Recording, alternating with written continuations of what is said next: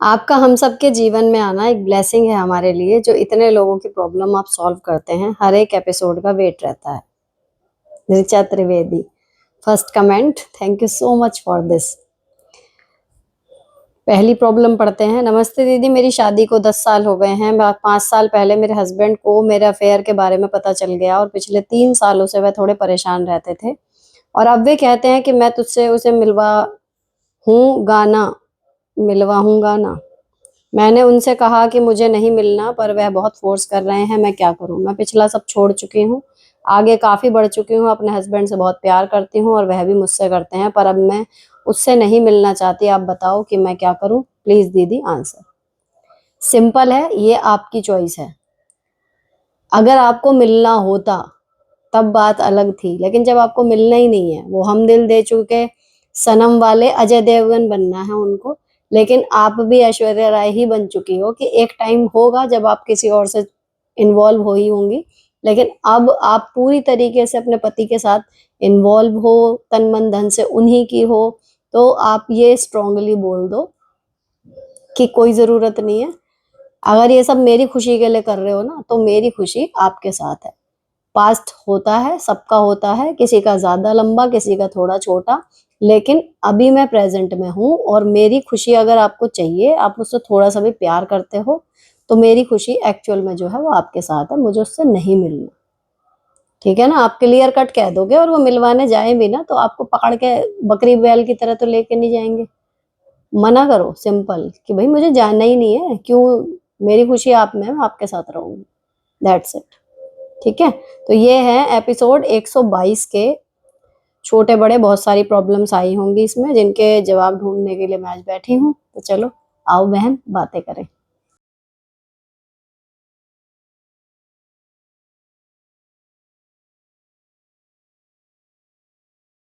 मेरा बेटा 3 क्लास में है, थर्ड में, और लर्न करने में ठीक है, बट लिखने में कंसंट्रेट नहीं करता, क्या करें?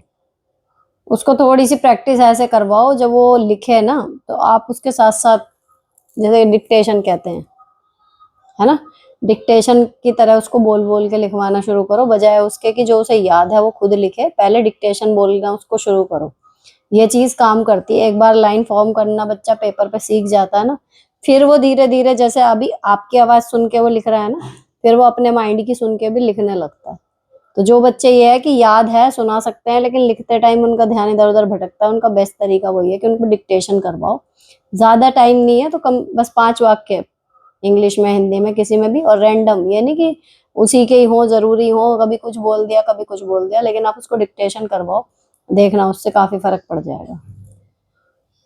हेलो दिया, आपने एसएससी एग्जाम वाली स्टूडेंट प्रोटेस्ट वाली न्यूज देखी क्या? कुछ ऐसा ही एचटीटी में 31 जुलाई को मेरे साथ हुआ और मैं एग्जाम नहीं दे पाई। मेरे साथ वहां 4 और कैंडिडेट्स थे जो एग्जाम नहीं दे पाए। बहुत रोना आया मैम। सॉरी बट मैंने नहीं देखी, लेकिन बुरा लग रहा है आपका कमेंट पढ़ के। मैम मैंने इंस्टा पे किए थे मैसेज, बहुत जरूरी था, या नहीं बोल सकते थे? आपने रिप्लाई नहीं किया।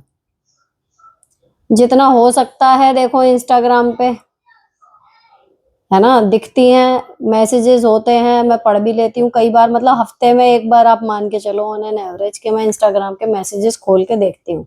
अब जैसे यहाँ पर है कि लंबे मैसेज नहीं पढ़ पा रही मैं, तो वहां पर अगर आपने 4-5 पेजों के वो भेज दिए, तो ऑब्वियसली टाइम फिर भी मेरा उतना ही है, मैं वही हूँ। अगर मैं पढ़ सकती तो मैं यहीं पढ़ के बता देती ना। तो इतनी लंबी story, I am sorry but मैं वहां भी नहीं पढ़ पाती। और जो 2-3 मेरे को दिख रहा है ना कि ऐसे आया फ्लोटिंग में, देन मैंने देखा भी, अगर जिस दिन मैं बैठी हूँ देखने, ऐसे ऐसे ऐसे करके वो खत्म नहीं होता। आई एम सॉरी, मैं मानती हूँ आप लोगों की प्रॉब्लम होगी, लेकिन नहीं पॉसिबल हो पाता, चाहने के बाद भी नहीं हो पाता। तो थोड़ा सा वहां पे भी अगर आप मुझसे कनेक्ट कर रहे हो ना, तो थोड़ा सा क्रिस्प आपको होना पड़ेगा, तभी बात बन पाएगी। नेक्स्ट। घर नहीं बना है, ज्वेलरी भी चोरी हो गई, इनकम भी हस्बैंड की कम है, बच्चे 2 हैं, एक छोटा है 2 साल का, मैं अपनी जॉब नहीं कर पा रही, पोस्ट ग्रेजुएट हूँ, कोई सेविंग नहीं है, अभी सेविंग कर भी नहीं पा रहे, मेरे पास कोई इनकम है नहीं कि सेविंग करूं, अकेले बेटे हैं, सबको इनको ही करना है, लेकिन कैसे, रास्ता दिखाई नहीं देता। Feeling frustrated every time, skin dull हो रही है, कपड़े पहनने का मन करता है, खरीद नहीं सकती। शादी के बाद जीवन एकदम बदल गया, डाउन हो गया, क्या करूं? देखो, शादी के बाद बनता तो सबका है जीवन दूसरे तरीके से, किसी का अच्छा किसी का बुरा, लेकिन मेंटली सबका पहले डाउनफॉल ही आता है, उसके बाद फिर आप अपने आप को दोबारा पाते हैं। थोड़ी सी पर्सनैलिटी चेंज होती है, वो सब चीजें नॉर्मल है, हर लड़की उसी चीज से गुजरती है, ठीक है। लेकिन जो आप इस टाइम पे फंसे हुए हो वो आपकी फाइनेंशियल क्राइसिस है, ठीक। अभी जितना क्वेश्चन मैं आपका पढ़ पा रही हूँ ना, आप जो कमी है, जो प्रॉब्लम है, आप सिर्फ और सिर्फ उन्हीं पर ध्यान देते जा रहे हो। यहाँ मैं फिर आपको वही एग्जांपल याद दिलाना चाहूंगी कि whenever we search for squares we only see squares, we never see about कि कहाँ पर ट्राइंगल है, कहाँ पर सर्कल है, कहाँ पर ओवल है, क्योंकि हम ढूंढ ही स्क्वायर रहे हैं। तो आपको पर्पजली अपने आप को खींचना है उस प्रॉब्लम से कि ये नहीं है, ये नहीं है, ये नहीं है। आपने एक निगाह दौड़ा ली, उनसे आपको ये पता लग गया आप क्या क्या नहीं कर सकते। बार बार उनको माइंड में रिपीट मत करो। अब आप ये ढूंढना शुरू करो कि मैं कर क्या सकती हूँ एग्जैक्टली। छोटी सी शुरुआत ही हो, चाहे वो मैं कहाँ से कर सकती हूँ, चाहे महीने के 1,000 ही रुपए मैं अगर कमाना चाहूँ तो मैं कहाँ से कमा सकती हूँ। जब आप उस दिशा में सोचना शुरू करोगे ना कि हाउ टू अर्न, अभी आप केवल उस पर अटके हुए हो कि मैं नहीं कमा पा रही हूँ, मेरे पास पैसे नहीं है, आगे बहुत ज्यादा मुश्किल है। इसीलिए जो हम चीजें करते हैं ना, बार बार माइंड में रिपीट, वो हमारे जीवन में बढ़ती चली जाती है। और ये मजाक नहीं है, ये कोई अंधविश्वास नहीं है। इट्स ऑल अबाउट फ्रीक्वेंसी, इसे ही मैनिफेस्टेशन कहते हैं। तो आप जब पॉजिटिव चीजों की तरफ ढूंढना शुरू करोगे ना, एकदम नहीं मिलेगा, लेकिन जब आप लगातार सोचोगे इस दिशा में कि मुझे पैसे कमाने हैं, थोड़े से भी शुरू करना है तो कैसे करना है, देखना आपको इसी सिचुएशन में कहीं ना कोई रास्ता जरूर मिलेगा, चाहे वो फोन के थ्रू मिले, चाहे किसी परिचित के थ्रू मिले, आपको मिल जाएगा। सिर्फ आप पूरे तन मन धन से ये सोचो कि मुझे अब पैसे कमाने का जरिया ढूंढना है। मेरी स्थिति अभी खराब है, जितनी होनी थी खराब हो चुकी, अब मैं आगे इसको सुधारने पे हूँ। तो अब मैं कहाँ से शुरू करूंगी, कोई ना कोई रास्ता मुझे दिखाई देगा। ये सोच के चलो तो सच में दिखाई दे जाएगा। एक विश्वास रखो मन में। नेक्स्ट, मैम क्या आपके पास भी स्कूल का हेडमास्टर का चार्ज है या कभी रहा है? अगर रहा है तो आपने काम और स्टाफ को कैसे हैंडल किया? Please ma'am share. देखो जी, अभी तक तो नारायण ने, कहना चाहिए अभी मेरी कभी मर्जी हुई नहीं, तो मुझे इतनी बार मतलब कंडीशन ऐसी आई कि बिल्कुल यहाँ तक फंसी हुई हूँ कि मेरे ऊपर इंचार्जशिप आने वाली है, लेकिन मैं बच गई अभी तक, कहना चाहिए। अच्छा, एक इंटरेस्ट सा होता है ना कि हेडमास्टरी लेनी है, इंचार्जी लेनी है, ना तो मुझे घर में था कभी कि मुझे को घर का होल्ड चाहिए, ये वो, ना मुझे स्कूल में था। मैं सहायक बन के खुश हूँ, मुझे कोई वो ईगो प्रॉब्लम नहीं है कि ये बिल्डिंग मेरी है, मैं अपने तरीके से काम करूंगी। सेम चीज मुझे घर में भी नहीं चाहिए थी, कभी भी नहीं चाहिए थी, मैं खुश थी अपना छोटे बन के। लेकिन ये है कि समय है, तो घर में तो मैं नहीं बच पाई इंचार्ज बनने से, लेकिन हाँ वहां पर अभी तक बची हुई हूँ, वो अलग चीज है। जैसे मेरे हेडमास्टर हैं, अलग अलग रहे हैं इतने सालों में, 5-6 हो चुके, तो ये है कि कभी वो मेडिकल पे गए हैं या लंबी छुट्टियों पे गए हैं, उतने दिन स्कूल संभाल लिया, उस तरीके से रही हूँ। बाकी ऐसे परमानेंट की मेरे नाम के आगे इंचार्ज टीचर जुड़ गया, वो अभी तक नहीं हुआ, और ईश्वर अभी और बचा ले, क्योंकि मेरा सच में मन नहीं है। अभी तो बहुत लंबी नौकरी मेरी पड़ी है, कर लेंगे इंचार्ज। नेक्स्ट, यार टाइमिंग क्यों चेंज कर दिया आप? वेट रहता है आपके वीडियो का। मैं सच बताऊं, मैं चाह के भी ना, मैं काम कर ही नहीं पा रही। जैसे मैं रात को 1-1 डेढ़-डेढ़ बजे तक मैं काम करती थी, जैसे भी हो मैं रात को ही सब कुछ कर कर आके पोस्ट कर देती थी, ताकि वीडियो टाइम पे जाए, इसीलिए वो जा पा रही थी। अभी मेरे से रात में ना जगह नहीं जा रहा, तो मैं, अगर मेरा छूट रहा है ना काम तो छूट जाता, और कई बार सुबह फ्री होता। अब क्या छोड़ दोगे, घर का काम है, सारी चीजें हैं। ये तो है नहीं कि वीडियो का काम पड़ा है तो मैं नाश्ता नहीं बनाऊंगी, या मैं बच्चों को स्कूल नहीं भेजूंगी, या मैं खुद नहीं जाऊंगी, या घर की सफाइयां नहीं करूंगी। क्या छोड़ दोगे आप? सारे जरूरी काम करती हूँ मैं, कोई ऐसा फालतू का काम मैंने जोड़ा हुआ नहीं है घर में कि हाँ उसको छोड़ दे, बेसिक काम है। तो फिर उनको करते करते जब मैं बैठती हूँ उस टाइम पे, तो कई बार सिर्फ थंबनेल का काम रह जाता था, तो वो हो जाता था। अभी कई बार वॉइस ओवर छूट जाता है, कुछ हो जाता है, तो फिर इस चक्कर में लेट हो जाता है। आई एम सॉरी, बट नहीं हो पा रहा मतलब। पर मैं आपको ये अश्योर कर पा रही हूँ कि मैं, कोशिश मेरी पूरी है। मैं पर्पजली कभी नहीं करती कि 2 बजे वीडियो नहीं जाए, जब भी नहीं जाती है आई एम ऑल्सो अपसेट कि 2 बजे नहीं गई, लेट गई है, पर हो नहीं पा रहा। तो आप भी मेरे लिए प्रे करना कि अगर मेरे वीडियो से आपको मोटिवेशन मिलती है या उससे आपका कुछ हित सध रहा है कि हाँ फायदा लग रहा है कुछ, तो भगवान के लिए मेरे से भी प्रे कर लेना कि मैं इतनी एक्टिव रह पाऊं कि हाँ आपको समय पर वीडियो भेज पाऊं। Next, hello ma'am, first of all thank you for being such a great life advisor and my question is, मेरे हस्बैंड हमेशा अपने माँ बाप में लगे रहते हैं, कभी मेरी तरफ नहीं देखते। मैं किस हालात में हूँ, जिंदा भी हूँ या मर गई, प्लीज बताओ कि इस स्थिति में क्या करना चाहिए, प्लीज टेक माय क्वेश्चन। आपको मम्मी कसम। देखो मम्मी कसम देने की वो बात नहीं है, मैं तो क्वेश्चन टेक करने ही बैठी हूँ। लेकिन जब कोई हमारे ऊपर ध्यान नहीं दे रहा ना, हमारे हस्बैंड, ये क्वेश्चन जब भी आता है मेरा जवाब ये होता है कि वो आपको नहीं देख रहे, वो आपका साथ नहीं दे रहे, वो आपकी तारीफ नहीं कर रहे। क्वेश्चन बहुत बार आते हैं, मेरा रिप्लाई सिर्फ इतना होता है कि आप अपने ऊपर ध्यान दे रही हो। दूसरे को आप फोर्स नहीं कर सकते। अगर वो हमारा ध्यान रख ले, हमें पैम्पर कर दे, हमारी अच्छी किस्मत, लेकिन नहीं करे, इसका मतलब क्या है कि हम खुद भी नहीं रखें। एक मोटी सी बात यह है कि अगर हम अपना ध्यान खुद ही नहीं रख रहे तो हम दूसरे से क्यों उम्मीद करेंगे कि वो हमारा रखेगा। ये ट्रेंड तो है कि भाई प्यार मोहब्बत ये वो अपने जगह, दूसरे का ध्यान, ये चीजें प्रैक्टिकली कभी मिलती हैं कभी नहीं मिलती।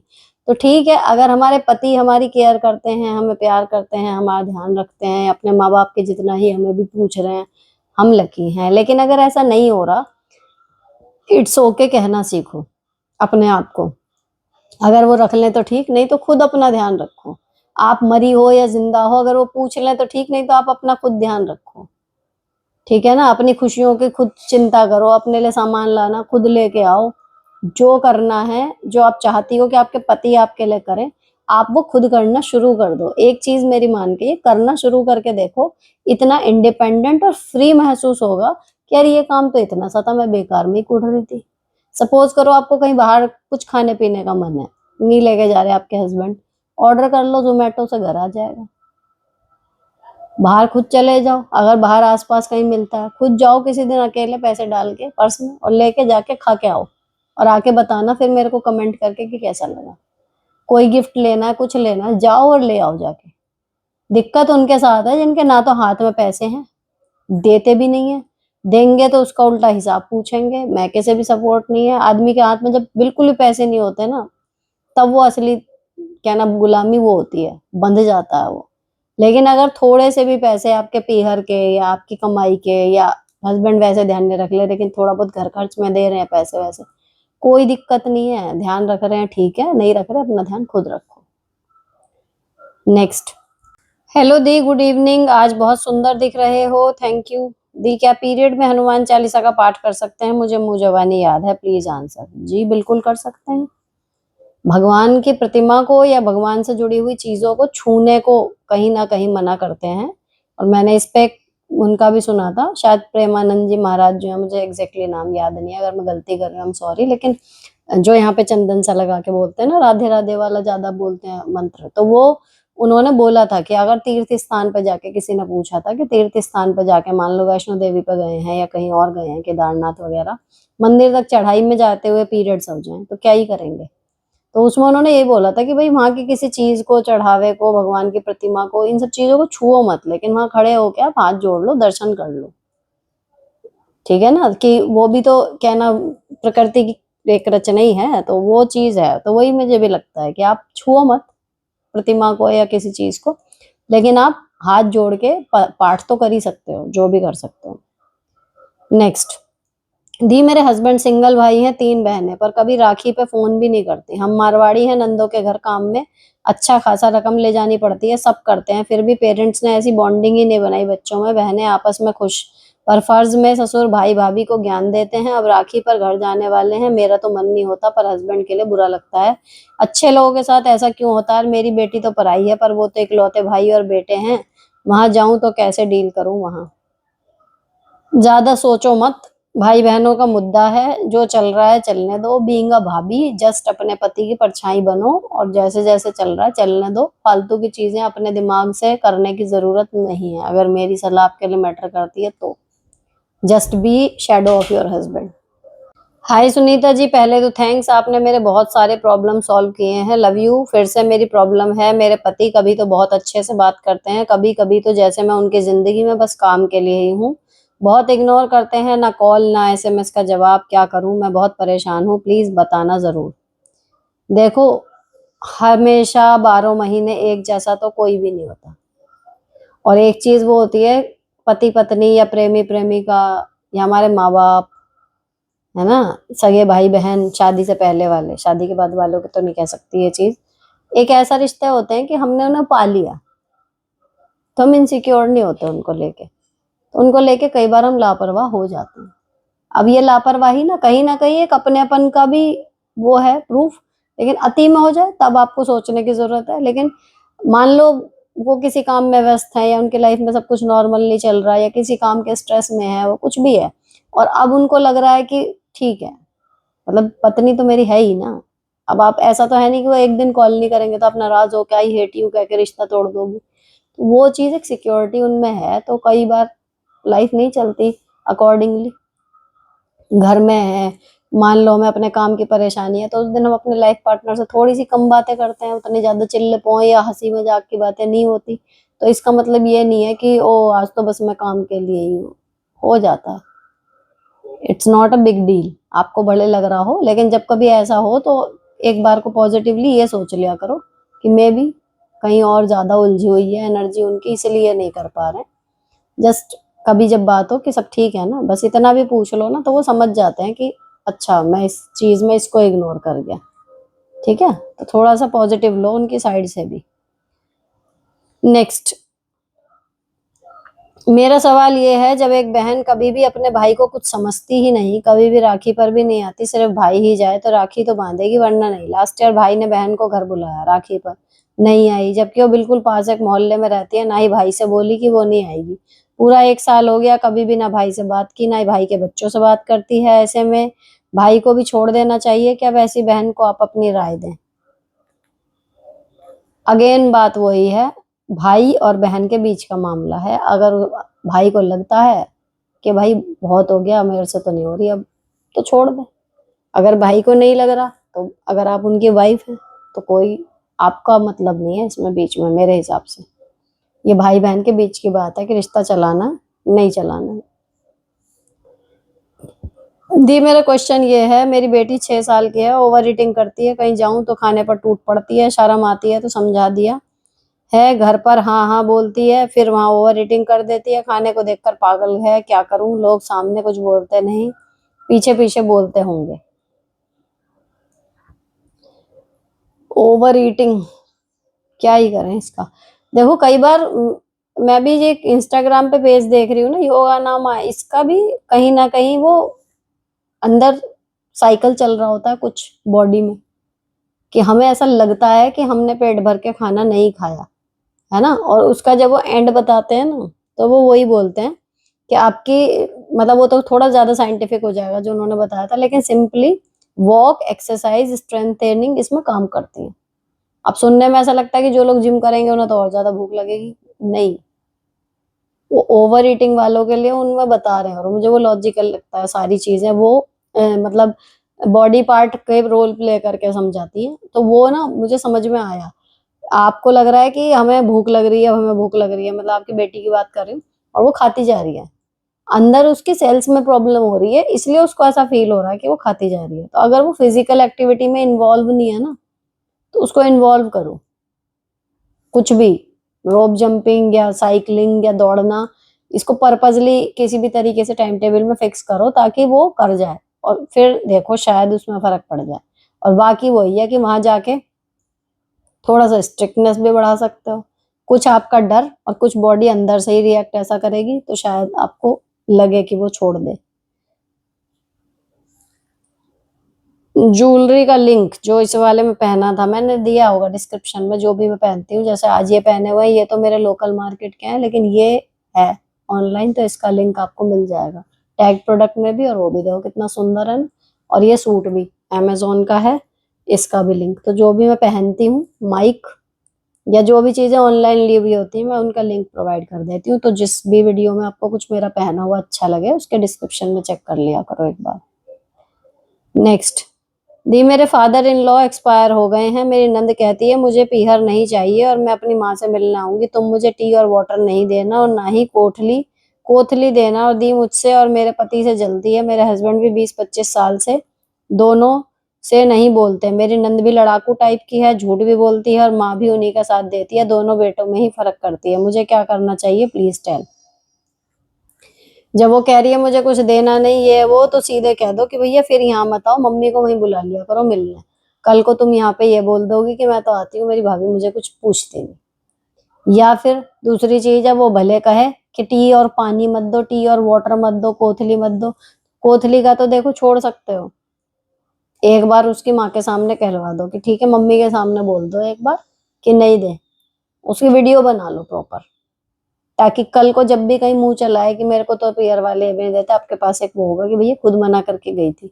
रही बात चाय पानी की, लेके हमेशा जाओ, भले वो मना कर रही है, लेके जाओ और उसके बाद उसकी माँ के सामने ही रखो कि भैया ये लो। जब 2 बार 3 बार नहीं खाएगी ये वो, आपके पास फिर पॉइंट होगा। अभी सीधे एकदम छोड़ोगे ना, कल को यही पलटवार आएगा कि हम तो जाते हैं तो पूछती भी नहीं। कर सकती है वो बंदी ऐसे। नेक्स्ट, हाय दी, आप हमेशा ठीक रहो। मैं तो आपकी वीडियो देखकर बहुत कूल हो गई हूँ, गुस्सा तो आता ही नहीं अब। सही है। नेक्स्ट, हेलो दी, मैं वही हूँ जिसने अपने दोनों भाइयों के बारे में आपसे बताया था कि छोटा वाला भाई भैया से मेरी शिकायत करता रहता है। मैं उसे सही भी सलाह देती हूँ तो वो भैया को यही बोलता है कि दीदी हमारे बीच लड़ाई करवाना चाहती है। 2 मंथ पहले मेरी उससे और उसकी वाइफ से लड़ाई हो गई और मैंने उसे बात करनी बंद कर दी। अब मैके वाले जैसे मम्मी पापा भैया भाभी सब यही बोल रहे हैं कि राखी पर तुम ही घर आ जाना, बट तुम्हारे घर भाई तुम्हारे घर नहीं जाएगा। इसीलिए मैं मना करती हूँ कि बेटियों को शादी के बाद क्या, शादी से पहले क्या, घर के मुद्दों में ना ज्यादा नहीं बोलना चाहिए। चाहे कितनी भी प्रोग्रेसिव हो गई है इंडियन फैमिली, लेकिन फिर भी जब लड़की इंटरफेयर करती है, वो करती अच्छे के लिए है, रिजल्ट हमेशा बुरा आता है।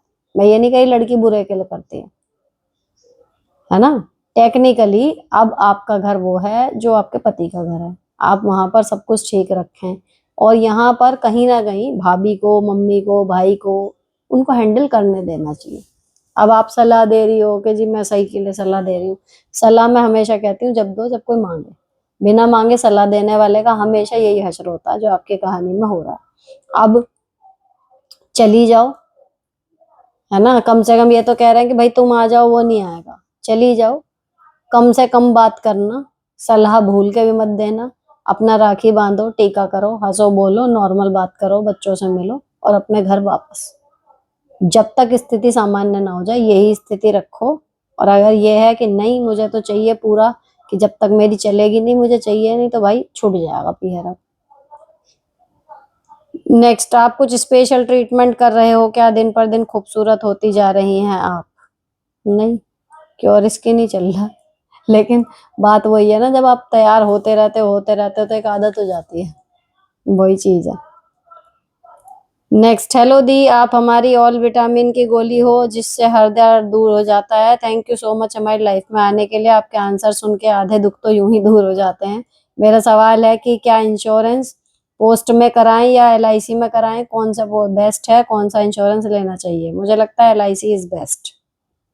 हेलो मैम, आपकी सभी वीडियो से बहुत हेल्प मिलती है, इसके लिए आपको बिग थैंक यू। लेकिन मेरा सवाल ये है कि मेरा बेटा 10th क्लास में है, स्टडी में भी अच्छा है, अंडर 16 डिस्ट्रिक्ट लेवल क्रिकेट की भी प्रैक्टिस करता है, लेकिन उसके पापा क्रिकेट के लिए उसकी पढ़ाई छुड़ाना चाहते हैं। मैं बोलती हूँ कि उसे 10th क्लास तो पास करने दो, कहते हैं कि उसे प्रैक्टिस के लिए ज्यादा टाइम नहीं मिलता। क्या ये सही है? फ्री फायर गेम में भी बहुत टाइम वेस्ट करता है।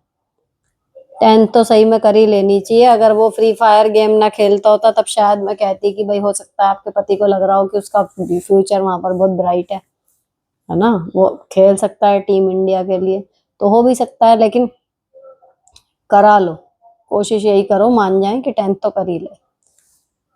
नेक्स्ट, हाय दी, मेरी सास नहीं है, मेरी ससुर मुझसे हमेशा लड़ते रहते हैं। मेरी नंद उनको भड़काती है, जब उसकी शादी हो गई है फिर भी हमें चैन से रहने नहीं देती।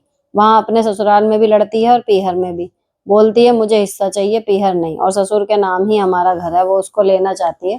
ससुर भी देना चाहते हैं, मेरी 2 बेटियां हैं। भैया जब मियाँ बीबी राजी तो क्या करेगा काजी, वो वाली प्रॉब्लम होती है ना। तो लेने वाला लेने के लिए बैठा हुआ है, देने वाला देने के लिए बैठा हुआ है, आप कौन खामा खा। अब रही बात ये कि मेरी 2 बेटियां हैं, तो भाई आपकी 2 बेटियां अपने अपने ऊपर कहना चाहिए पैदा करी हैं।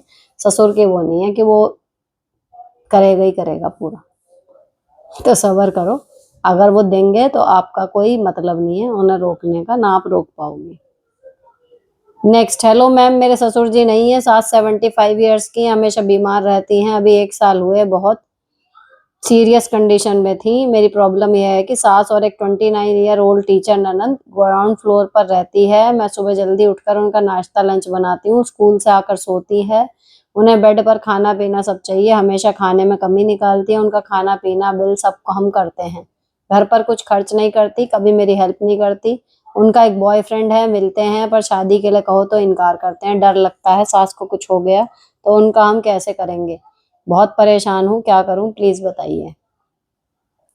थोड़ा हार्ड अप्रोच करो नंद की तरफ अपनी, और सास को भी लगातार कहना चाहिए, इंजेक्शन देते रहो कि भैया इनका कुछ सोचो कैसे करना है। 29 ईयर की है, कल को तुम्हें कुछ हो गया तो ये हमारी तो बिल्कुल नहीं सुनेंगी, ठीक है ना। और जो वो पैसे घर में नहीं दे रही है उनसे एक ये भी रखो कि कुछ जोड़ जाड़ रही हो या एमआई, बस सब ऐसे ही हो रहा, मतलब थोड़ा सा हार्ड जाओ उन पे, क्योंकि ऐसी लड़कियां मतलब कई बार गड़बड़ हो जाती है उनके साथ बहुत ज्यादा। तो आपको वो है कि भाई अपनी सामाजिक इज्जत भी बनी रहे और लड़की का फ्यूचर भी सिक्योर हो जाए, थोड़ा सा प्यार से, थोड़ा सा उससे, लेकिन टोकते रहो कि भाई जो भी है एक तरफ कर लो। और अक्सर 99.99% जो ऐसे होते हैं ना कि रिलेशन के मिलते हैं जुलते हैं चल रहे हैं, लेकिन शादी के नाम पे मना कर देते हैं, वो एंड में शादी करते ही नहीं, पूरी जगह बदनाम हो जाएगी, कहीं और शादी कर लेगा अगला जो बॉयफ्रेंड होगा। मेरे सामने मतलब 3-4 किस्से ऐसे हैं प्रैक्टिकल जो मैंने देखे हैं कि एक एज निकली जा रही है, अफेयर चल रहा है, पता है, लेकिन शादी करो, नहीं नहीं नहीं नहीं, एंड में लड़का कहीं और शादी कर लेता है और वो रह जाती है ऐसी, यही होता है। तो उसको बोलो कि भाई एंड आके यही होना, तू देख ले, जिसे शादी करनी होती है ना वो कर ही लेता है, इतने टाइम नहीं लगाता वो। एक सजेशन है, अपने घर में ऊपर वार्डरोब का पूरा ड्रेसिंग रूम बनाइए। भैया ये मेरा सपना है, ये मेरा सपना है, ड्रेसिंग रूम ये वो वार्डरोब, लेकिन भैया कुछ सपने सपने ही रह जाते हैं, पूरे नहीं होते। खूब कोशिश कर ली मैंने, लेकिन मैं उस लेवल पे पहुंच नहीं पाई, और पता नहीं भगवान आगे भी पहुंचूंगी या नहीं। अभी तो जस्ट टारगेट यही है कि अब अपने सपने जितने हो गए, बेटियों के लिए अच्छी है लाइफ के लायक सपने वहां क्रिएट करें और वो पूरे कर लें। नेक्स्ट, हेलो दी, सबसे पहले आपको थैंक यू। क्या बेटी अपने घर में सही और गलत नहीं बोल सकती क्या? क्या वो अपने भाई को सही और गलत बता नहीं सकती? भैया वही वाली बात है, मत बताओ, बिना मांगे सलाह मत दो, आज का ज्ञान मेन यही है। तीसरा चौथा प्रश्न इसी बात पे आ रहा है। नेक्स्ट, हेलो मैम, मेरे हस्बैंड अपनी कमी कभी नहीं देखते, बस तुझ में कमी कहते रहते हैं, मुझ में बात भी कम करते हैं मुझसे। मेरी शादी को 15 साल हो गए, लेकिन हमेशा कहते हैं, हमेशा विचार नहीं मिलते, बच्चे बड़े होते जा रहे हैं, क्या करूं प्लीज रिप्लाई। सही कह रहे हैं वो, हमेशा विचार नहीं मिलते और अब बच्चे बड़े होते जा रहे हैं, अब आपको भी इसके साथ एडजस्ट करना, वैसे तो आ जाना चाहिए था 15 साल में, नहीं मिलते। अब आप अपने बच्चों के साथ बॉन्डिंग बनानी क्रिएट करो। पुराने बहुत सारे पति पत्नी ऐसे हैं जिनमें प्यार का पै भी नहीं है, लेकिन फिर भी रह रहे हैं, अंडरस्टैंडिंग का यू भी नहीं है, फिर भी रह रहे हैं, तो ये भी बड़ी बात है। वरना तो लोग छोड़ छोड़ के भग रहे हैं, अफेयर कर रहे हैं, है ना, मारा पीटी कर रहे हैं, घर से निकाल रहे हैं। इससे बढ़िया ठीक है यार, बॉन्डिंग नहीं है कुछ नहीं है, लेकिन एटलीस्ट बच्चों के लिए तो दोनों खड़े हो, तो ऐसे ही चला लो। नेक्स्ट, मैं बुटीक चलाती हूँ तो बोलते हैं घर का खर्च भी देख ले, बोलते हैं बड़ा भी कोई नहीं है परिवार में। देखो जी, जितना मुझे याद आ रहा है ये वो था, आपकी कमाई कम है और हस्बैंड दे नहीं रहे, तो मैंने आपको तभी यही सलाह दी थी कि आप ये सोच लो आपको ही करना। कम पैसे हैं तो कम पैसों के हिसाब से ही खर्च करो, मत बढ़ाओ पैर अपने। लेकिन क्या कर सकते हो जब नहीं कर रहा आदमी, घर के बड़े कोई है नहीं जो टोके। मैंने यही सलाह दी थी ना कि भैया घर के बड़ों को बैठाओ, बात करो, अब कोई है ही नहीं, फिर तो आपको ही करना पड़ेगा। नमस्ते दी, आपने बोला आप चले जाओ, मैं वहां पर गई, सासू माँ ने कहा रुक जा, मैं उधर रुकी नहीं, मुझे आपसे बात याद आ गई, जिस फोटो में हम ना हो उसे बाहर निकल जाए। मैं फोटो से बाहर निकल गई, लेकिन अब सबके मुंह बने हुए हैं, बोल रहे हैं अपने घमंड में रहती है। मैंने आपके कहने पर जॉब भी करना चालू कर दिया। घर वालों से कैसे अपना पीछा छुड़ाएं, मैं कोई वास्ता भी नहीं रखना चाहती, फिर भी मुझे ही सुनने को मिलता है। वो सुनाते रहेंगे अभी थोड़े दिन और, लेकिन जॉब चालू कर दी है। बिल्कुल मत कटो, फॉर्मल रिलेशन रखते रहो, मिलो जुलो, एक टाइम तक सुनाएंगे, फिर उन्हें पता चल जाएगा कि इसको फर्क नहीं पड़ रहा। अपनी लाइफ में एक्चुअली इतने व्यस्त हो जाओ, सिर्फ दिखाने के लिए नहीं, एक्चुअली इतने व्यस्त हो जाओ कि टाइम ही ना बचे ये सोचने का कि इसने मुझे क्या कहा। कहने वाले कहेंगे, लेकिन उसका असर हो रहा है हमारे ऊपर, ही सोचने के लिए, यूं बैठने के लिए भी टाइम चाहिए। इतने बिजी हो जाओ कि लिटरली सिर्फ दुखी होने के लिए भी टाइम ना हो। मुझे लगता है बेस्ट है। नेक्स्ट, हेलो मैम, मेरा एक बेटा है 8 साल का, मैं 1.5 मंथ प्रेग्नेंट हूँ, लेकिन मेरे हस्बैंड को और बच्चा नहीं चाहिए, मुझे चाहिए। इस बात पे हमारी लड़ाई भी हुई, मेरी सास भी बीमार रहती है, पति बोलते हैं करना वाले कोई नहीं है, सब कैसे होगा। अरे रहने दो यार, क्यों लड़ रहे हो दूसरे बच्चे के लिए, एक काफी है। दोनों की मर्जी होती कर लेते, नहीं है ना सही, एक ही काफी है, पाल लो सही, क्यों लड़ रहे हो बिना मतलब घर में राड़ बो रहे हो। नेक्स्ट, मैं कहीं बाहर जाती हूँ तो मुझे ऐसा फील होता है सब सुंदर है, मैं अच्छी नहीं दिख रही हूँ। मैं भी अच्छे साड़ी वियर करती हूँ, फिर भी सबको देखती हूँ तो मुझे ऐसा फील होता है, क्या करूँ, वो थॉट मेरे मन में ना आए। आपको इन्फीरियरिटी है, जस्ट कीप ऑन ट्राइंग, तैयार होते रहो, अच्छी अच्छी फोटो खींचो अपनी, कहीं पोस्ट करो मत करो। धीरे धीरे आपको समझ में आएगा कि आप कैसे ज्यादा अच्छी लगती हैं, है ना, या क्या चीज आपके ऊपर ज्यादा अच्छी लगती है, या जो आपको बहुत अच्छा लग रहा है ना, अगर उसकी फोटो है या सामने भी है तो ऐसा घूरो मत यूं जाके, लेकिन उसको अच्छे से एक बार देख लो कि उसने ऐसा क्या किया हुआ है जो वो आपसे बेटर लग रहा है। उसके पास ऐसे लुक्स में क्या उसने इंक्लूड कर रखा है जो आपने नहीं कर रखा। धीरे धीरे थोड़ी सी बारीकियों पे काम कर लो, तो जो कमियां आपको लग रही है ना कि अच्छी लग रही है, मैं नहीं लग रही, वो लगने लगोगी। जैसे जैसे तैयार होती रहोगी रोज में, नए नए लुक्स अपना ट्राई करो, जब तक एक बेस्ट लुक ना मिल जाए, उसके बाद फिर वो कॉन्फिडेंस आ जाता है कि हाँ मैं तो ठीक लग रही हूँ। मैम, आपकी साड़ी का जो आपने लिंक दिया वह ओपन नहीं हो रहा। मैंने शायद ये मैसेज पढ़ा था उसी दिन जिस दिन ये वीडियो गई थी, और लिंक परफेक्टली काम कर रहा है, मैंने देखा था। नेक्स्ट, हाय दी, मेरे हस्बैंड का भतीजा जो है जिसकी हमें एजुकेशन करवानी थी, वो अब सेकंड टाइम 12th में फेल हो गया, कंपार्टमेंट में भी फेल हो गया, बट ससुराल में सब ससुर सास ससुर जेठानी सबका कहना है बहुत पढ़ा, इस बार तो टीचर ने सही मार्क्स नहीं दिया, अब क्या करवाना चाहिए उसको, प्लीज सजेस्ट। अब जब फेल हो गया भाई, मेरे को इसका आइडिया नहीं है, 12th में फेल होने के बाद अब वो क्या ही करेगा। आप या तो उसके टीचर से बात कर लो, मैं हमेशा यही कहती हूँ।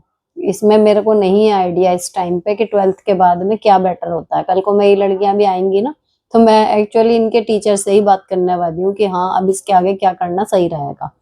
ठीक, तो आप उसके टीचर से ही बात करो कि भैया उन्हें इसकी असली स्थिति पता है, नंबर दिए नहीं दिए वो तो सब वही है कि अंगूर खट्टे हैं वाली बात, कोई क्यों नंबर नहीं देगा सही से, है ना, तो वही बताएंगे कि इसमें इसके लिए आगे ऑप्शन है क्या।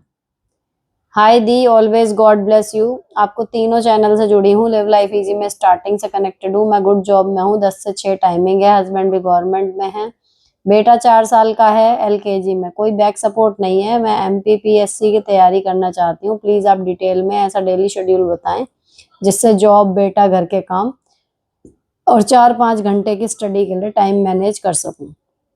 बेटे को ऑफिस भी साथ में लेकर जाना पड़ता है, प्लीज रिप्लाई। 10 से 6 की आपकी जॉब है, लंबा जॉब टाइम है, तो उसके साथ 4-5 घंटे कैसे निकालोगे। या तो एक तरीका वही है कि भाई सब चीजों के लिए आप लगाओ हेल्पर, घर का काम वो देखे। भाई 10 से 6 आपका 8 घंटे तो पूरे वही निकल गए, 1 घंटा आवन जावन हो गया, वो खत्म हो गया, तो 10 घंटे तो आपके सीधे वही निकल गए। अब 10 के बाद आपके पास बच रहे हैं 14 घंटे, उसमें से 6-8 घंटे कुछ तो सोओगे, तो 5-6 घंटे में 4-5 घंटे आपको पढ़ने के लिए चाहिए। 2 घंटे में घर नहीं संभल सकता ना, तो आपको यही है, या तो आपके हस्बैंड बराबर काम करवाएं आपके साथ तो हो जाएगा मैनेज। ठीक है, घर के साथ काम है झाड़ू पोछा कपड़ा बर्तन डस्टिंग और लॉन्ड्री। ठीक है, लॉन्ड्री मतलब प्रेस व्रेस करना, तो ये सारे काम मिलाकर बच्चे की पढ़ाई, 7वां वो होता है। तो जब ये सारे काम अगर हम आधे आधे कर लें कि हस्बैंड भी बराबर करवाएं तो हो जाएगा, नहीं तो भैया एक ही तरीका है, फिर हेल्प कर लो। नेक्स्ट, नाखून पॉलिश मीशो से मंगाती हैं, अच्छा है तो बताना, लिंक देना। नई नेल पेंट मैंने मीशो की ट्राई नहीं करी, ये जो लगा रखी है शुगर पॉप की है, यही ज्यादातर रहती है। तो ये अभी देख लो, ये अभी भी ना 4-5 दिन हो गए इसको लगाए हुए, ऐसी की ऐसी है, सारे काम करने के बाद भी सही चल जाती है। तो शुगर पॉप की है ये, मीशो से नहीं है, उससे मंगाई थी, जेप्टो से। हाय दी, कैसी हैं आप? मेरी नंद ने एक कुक और ड्राइवर रख लिया है, ऐसे में मुझे कोई प्रॉब्लम नहीं है, उनसे मेरी ज्यादा बात नहीं होती, बस ओकेजनली होती है। मेरी सास को बताएं कुक वाली बात, सास ने उनसे बोला कि मुझे ना बताए नहीं तो मैं जलूंगी, बोली तुम्हारा नकल करती है, मेरे हबी की भी बहुत बुराई करती है ननद से, जो कि ननद ऐसा नहीं करती। और फिर सास हमारे सामने बहुत अच्छी बनती है, केयर करती है, ननद से बुरा कर देगी, इमेज खराब कर देंगी, फिर बोलती है ननद से बना के रखो, मुझे रोना आता है, कभी जलन का भाव मैं नहीं रखती। तुम मतलब मैं ये बोल रही हूँ कि एक्सपेक्ट कर रहे हो कि सास अपनी बेटी से ज्यादा तुम्हें मानेगी? ये ना मतलब मेरी अभी क्या क्या कहूँ, मतलब पड़ोसन थी वो, लेकिन जेठानी के तौर पे एक जो जेठानी वाली फील होती है ना, वो मुझे उनसे ही आई हमेशा। सगी जेठानियां जो हैं रिलेशन में, तो उनसे इतना जल्दी मिलना ही नहीं होता था, वो पड़ोस में है, तो उनसे मेरी बॉन्डिंग वो जेठानी वाली बनी। जब उनके बेटे की शादी हुई तो मतलब मैं लिटरली वही, मैं सास वाले कीटाणु आने लगे कि अभी से ही, अभी तो आई भी नहीं बहू, सास वाले तो करे हाय सुनीता, सास वाले कीटाणु आ जाएंगे मेरे अंदर, ये वो एक नॉर्मल, पता नहीं कैसे, जैसे होता है ना प्रेग्नेंट लेडी है, वो चाहे 21 में माँ बने, चाहे 18 में बने, चाहे 32 में बने, लेकिन जब वो प्रेग्नेंट होती है अंदर से एक वो आता है, मातृत्व का भाव, समझ रहे हो? तो जो मुझे समझ में आता है ना, बेटे की शादी जब तक नहीं हो रही, माँ पता नहीं क्यों बहुत खुश रहती कि भाई मेरे बेटे की शादी हो रही है, ये वो। सडनली बहू के आते ही वो सास वाले गुण जो है ना, वो ऐसा नहीं हम पर्पजली कर रहे हैं, वो आ ही जाते हैं, सब में आते हैं। कोई कितनी अच्छी सास बन ले, 10 में से चाहे 2 हरकतें वो ऐसी करेगी, लेकिन एक पैटर्न है, वो सब करते हैं। कल को अगर मेरा भी बेटा होता, मेरे बेटे की भी बहू आती, मैं भी एग्जैक्टली वही कर रही होती, जब तक मुझे रियलाइज ना होता कि ओ माय गॉड मैं वही कर रही हूँ जो मैं हमेशा मना करती थी, या मुझे बुरा लगता था कि ऐसे नहीं करना चाहिए सासों को। तो ये होता है, और हर एक को आत्मबोध नहीं होता कि वो इस दिशा में जा रहा है, तो वो रुक जाए, है ना, उसको लगता है मैं तो सही कर रही हूँ। तो एक उनका वो है कि उनकी बेटी आपसे बेटर है, एक दिमाग में वो रहता है, ठीक है जी, तो वो वही करेंगी। आप एक्सपेक्ट करना छोड़ दो कि वो आपकी बुराई अपनी बेटी से नहीं करेंगी, तो आपको बुरा नहीं लगेगा। आप यही एक्सपेक्ट करो कि भैया दोनों बैठेंगी तो मेरी बुराई पीटेंगी, मैं चाहे कितना अच्छा कर लूं, आप अच्छा कर रही हो या कुछ भी कर रही हो, वो अपने कर्म सुधार रही हो, उसका बदला उनसे मत सोचो कि मिलेगा, वो भगवान देंगे। ये देखो, मुझे अपने ऊपर हंसी आ रही है। दीदी मैं चाहती हूँ आप दुकान के बारे में अपने ब्लॉग में बताएं। चंचल साड़ी, घर डिस्ट्रिक्ट सतना, गौड़, एमपी। आप कहेंगे तो अच्छा लगेगा, हमारी शॉप इंडिया में फेमस हो जाएगी। बहन मैं इतनी बड़ी यूट्यूबर नहीं हूँ थोड़े से मेरे सब्सक्राइबर हैं, उनसे हम आओ बहन बातें करें, लिटरली यही चल रहा है कि चलो जी, उन्होंने अपनी प्रॉब्लम बताई, मैंने अपनी एक्सपीरियंस के आधार पर डिस्कस कर ली, उससे लोगों को फायदा हो जा रहा है डील करने में अपनी छोटी मोटी प्रॉब्लम्स। इतना बड़ा चैनल नहीं है कि मेरे कहने भर से आपकी चंचल साड़ी की शॉप पूरे में वो हो जाए, है ना, या तो कोई लिंक होता, हो जाती, थोड़ा बहुत फर्क पड़ता, कोई लिंक होता, या आपने कुछ साड़ी वाड़ी यहाँ पे ऐसी भेजी होती, या मैंने खरीदी होती आपकी शॉप से, मैं दिखाती, वो फिर भी एक चीज होती है कि दिमाग, अब ऐसे क्या ही किसको पता चलेगा। नेक्स्ट, मैम मैं बहुत हेल्पलेस हो गई हूँ, चैनल बनाया पर वॉच टाइम ही कंप्लीट नहीं हुआ, मैंने अपनी फैमिली को नहीं बताया चैनल के बारे में कि वो क्या कहेंगे, क्या मुझे न्यू चैनल बनाना चाहिए? मैंने पहले भी आपसे पूछा था और मैंने पहले भी बताया होगा, अगर उस चैनल पे ज्यादा टाइम हो गया है तो वो नहीं बढ़ेगा, फिर आपको नया चैनल बना लेना चाहिए, लेकिन जो गलतियां पहले चैनल में करी थी उनको सुधारते हुए, नहीं तो दूसरे का भी फिर वही हाल होगा। Next, hello ma'am I am confuse because मेरे हस्बैंड, हर मेरी फैमिली के रिलेशन ठीक नहीं है, मैं सॉर्टेड कि मैं मजबूर नहीं कर रही दोनों पार्टीज को, बट क्या करूं जब हस्बैंड फैमिली के बारे में गलत बोलते हैं, खुद पर कंट्रोल कैसे करूं। एज यू ऑलवेज से कि उनको बोलो मैं आपकी तरफ हूं, लेकिन फिर भी बुरा बोलना कंटिन्यू हो तो क्या करूं। मैं बस अपना पीस ऑफ माइंड चाहती हूँ, मुझे किसी को भी अच्छा नहीं शो करना। मैं परेशान होती हूँ, कोई इतना बुरा किसी को कैसे सोच सकता है एज अ पर्सन। उनको सीधे बोलो कि ठीक है, मैं उनके बारे में आपसे वो नहीं कर रही कि बुरा मत बोलो ये वो, लेकिन अगर उनको बुरा बोल रहे हो तो ऑब्वियसली मेरे घर वाले हैं, अच्छा तो मुझे नहीं लग रहा है ना। तो अगर आपके भी घर वाले कितना भी बुरा कर लें मेरे साथ, तो आप भी यही सोचोगे ना कि मैं आपके सामने उन्हें गालियां तो ना दूं। तो एक लहजा है कि भाई बात करने का ये वो, मैं ये नहीं कह रही कि हाँ जी आप जाओ वहां पे या वो सही थे, लेकिन एक लिमिट का रख लो तो ज्यादा अच्छा है। कैसे भी हैं घर वाले थे तो बुरा तो लगेगा सुन के, है ना। सिंपल एक सेंटेंस में यही कह सकती हो कि यार इस तरीके की चीज या इसी लेवल की कई चीजें अगर आपके घर वाले मेरे साथ करें, मैं इस दर्जे तक जाके तो नहीं कह सकती ना। किसी को कहने का एक तरीका है, आप उतना ही कर लो। तो मैं उनके साइड से नहीं बोल रही, लेकिन इतना अगेंस्ट भी नहीं सुन पाऊंगी, थोड़ा सा समझो मेरी साइड को भी। एग्जाम्पल उन्हें यही दो कि कल को मैं सास जी या ससुर जी के लिए इस लेवल तक जाके बोलूं तो आप सुन लोगे क्या। तो भले मेरे घर वाले हैं, मैं उनकी साइड नहीं ले रही, लेकिन थोड़ा तो लिहाज रख लो, एटलीस्ट मेरे सामने मत बोलो। Next, after my delivery I lost my 2 days baby boy. My delivery is C-section in my family, me and my husband only. Husband always going to chill with their friends, says घर में मन नहीं लगता। What about me?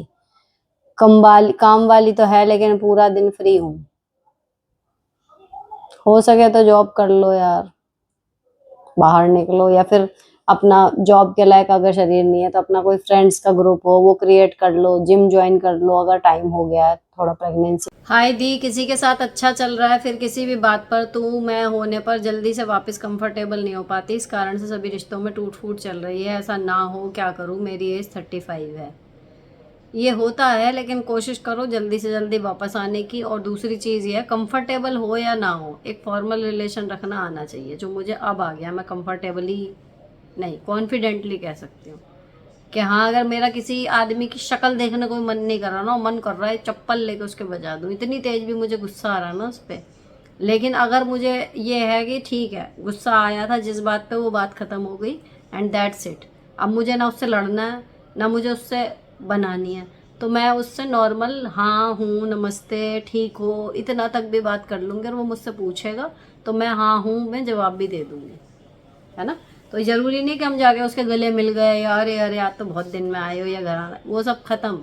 लेकिन normal बात करनी, इतने तेज गुस्से वाले पे से भी आदमी को ये चीज़ सीख लो, ये काम आएगी। इसको फेक नहीं कह सकते, इसको ये है कि हम अगर हम किसी से सोचो हम बात कर नहीं रहे ना, अगला सामने से बोल रहा है या उसके आते ही हम अनईजी से होते जा रहे हैं, इसका मतलब अभी भी हमने कहीं ना कहीं उसको दिमाग में वो जगह दे रखी है। जो मैं कह रही हूँ, अगर आप ये वाला पॉइंट पकड़ पा रहे हो तो आप इसका मतलब उससे बिल्कुल फ्री हो गए। अब आपको फर्क ही नहीं पड़ता कि उसने क्या किया था या वो आगे क्या करेगा, आपका जीरो एक्सपेक्टेशन हो गई। कुल मिला के अगर हम किसी से नफरत भी कर रहे हैं ना, इसका मतलब वो हमारे दिमाग में अभी है। अगर हम किसी को बिल्कुल भुला दें, ना उसके अच्छे से फर्क पड़े ना मैं बुरे से, तब समझो कि आप उसके चंगुल से फ्री हो गए। तो अपने आप को फ्री करो, ऐसा नहीं कि आप अटके रह गए। सीखो कंफर्टेबल होना उसके बाद भी। Next, hello ma'am, big fan of your personality. पहले आप अपनी वीडियोस में बिल्कुल स्माइल नहीं करते थे, पर अब करने लगे हो तो और भी सुंदर लगते हो। थकान पे डिपेंड करती है मेरी स्माइल, जिस दिन ज़्यादा थकी हुई होती हूँ उस दिन नहीं हो पाती। नेक्स्ट, मैम मेरी सास और नंद से लड़ाई हो गई है, मेरी नंद तो उसके ससुराल रहती है, अब राखी पर आएगी, उससे बात करूं या नहीं। वो तो नहीं करेगी, लेकिन मैं अपनी ओर से बात करूं या नहीं। मेरी सास और मैं साथ रहते हैं एक घर में, 2 मंथ से बात नहीं करते, उनकी तरफ से ही बात नहीं करे और करती भी नहीं, तो क्या मैं मेरी तरफ से बात करूं या नहीं। मुझे आप बताएं मैं क्या करूं। उनसे छोटी हूँ, सोचती हूँ बात करूं, कभी मन करता नहीं। उनको फिर घमंड है, वो फिर बात नहीं करेंगे तो फिर। अब आप इतना ज़्यादा सोच रही हो ना, तो रहने ही दो बात करने को। और अगर आपको बात करनी है तो फिर ये मेंटली प्रिपेयर्ड रहो कि हो सकता है वो आपकी बात का उल्टा सीधा जवाब दे दें। तो कर लो एक बार, अगली बार के लिए कन्फ्यूजन खत्म हो जाएगा, या फिर वो बात कर लेंगी।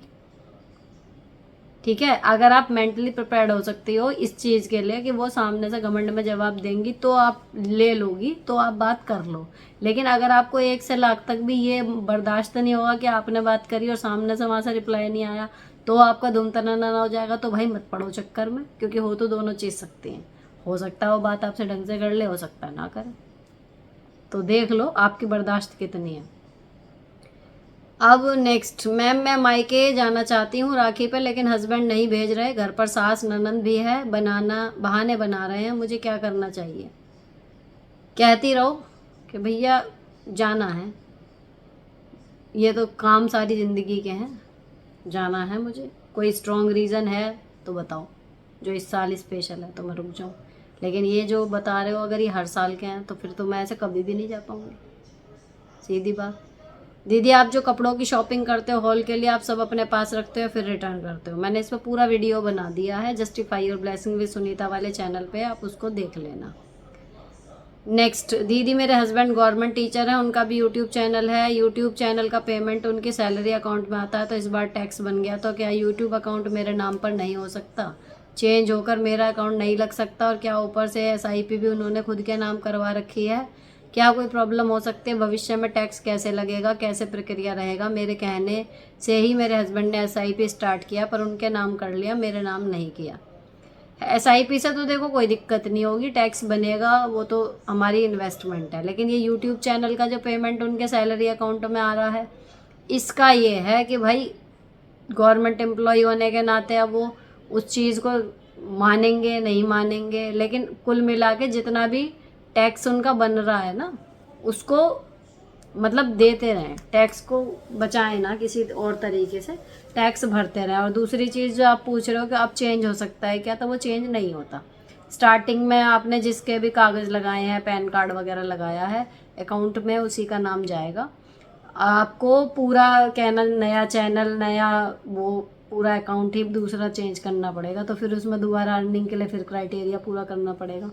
तो अभी तो जैसे चल रहा है वैसे ही चलेगा, बस जितना टैक्स बने उतना देते रहना है ना। और रिटर्न वगैरह भरवाओ अपनी CA से, तो वो आपको टेक्निकल चीज़ें ज़्यादा अच्छे से समझा देगा। ठीक, तो यहाँ पर 122वें एपिसोड के सारे क्वेश्चन के जवाब दे दिए हैं, 2-1 छोड़े हैं जो लंबे थे। I am sorry for that, जिनके छोड़े होंगे वो प्लीज़ छोटा करके दोबारा कर देना कमेंट, तो मैं पढ़ लूँगी, क्योंकि बैठी तो मैं कमेंट पढ़ ही हूँ, किसी स्पेशल का छोड़ दूँगी ऐसा सोच के नहीं बैठी।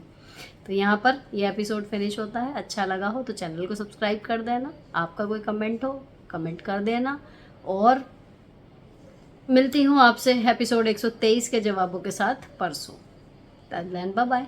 Stay beautiful and sorted always.